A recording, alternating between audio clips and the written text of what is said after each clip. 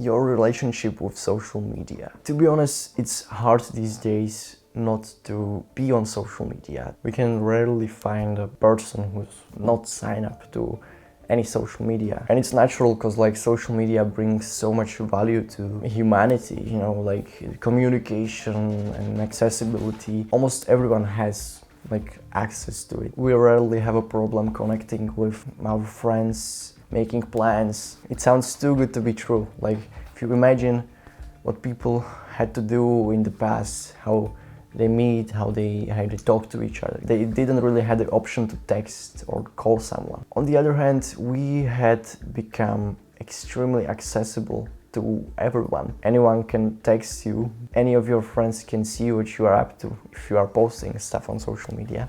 If not, they can, but create this status that if you have some kind of following on social media, you naturally have to be an interesting person, you know.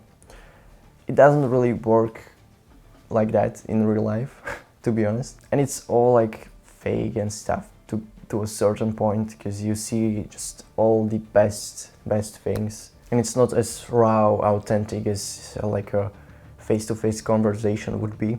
We acknowledge the pros that social media is bringing to humankind. Let's take a look at the negatives and difficulties we might face because of that. Our relationships with phones or social media in general got sort of out of control for most of us, and you can't really blame yourself for that, because multi-billion-dollar companies are paying all their money to make their apps as addictive as possible. And developing brain of a teenager isn't naturally able to defend themselves from this trap, sort of. Even for me personally, it's sometimes challenging to be able to keep that in control. Like, I tried using a dumb phone. I did all kinds of social media detox, electronic detox. It works for a certain period of time, but as you introduce the phone back, or as you introduce the social media back, it's so freaking easy to fall back into the trap, fall back into the routine, and again start, you know, doing what you were doing before. You know, there isn't really a solution, tip or trick that you can just follow and your life will become 100 times better. What we can do is to use them with caution. Be aware that like not everything that is presented in front of us like this is something we should be doing, you know. Maybe if you rather take the book in the evening than your phone into your hands, it wouldn't be so bad, you know.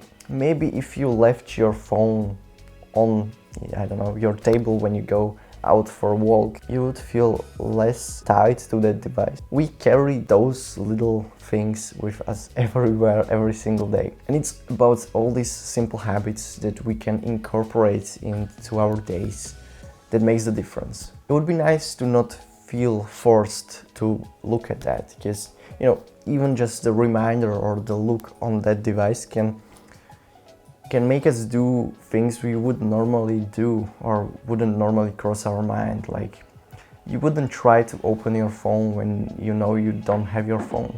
Or you could find yourself actually, you know, reaching for your phone, looking for it, and the phone is not there.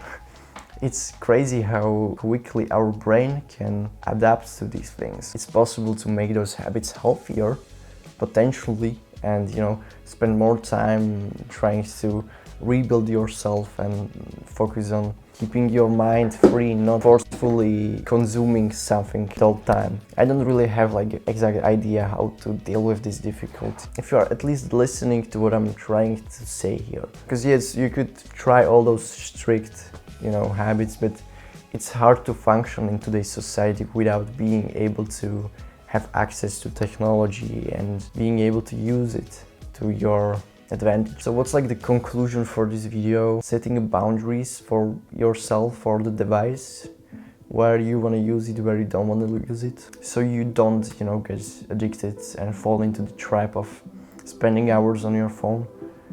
Afterwards you feel like shit because you know you are doing something that's not really productive and doesn't really bring much to your life. You watch, I don't know, 50 videos you don't even remember. That's crazy about it. Like, What was the 5th video you watched today? I don't know, when you scrolled. You couldn't tell, like, yes, there might be something funny you sent to your friend.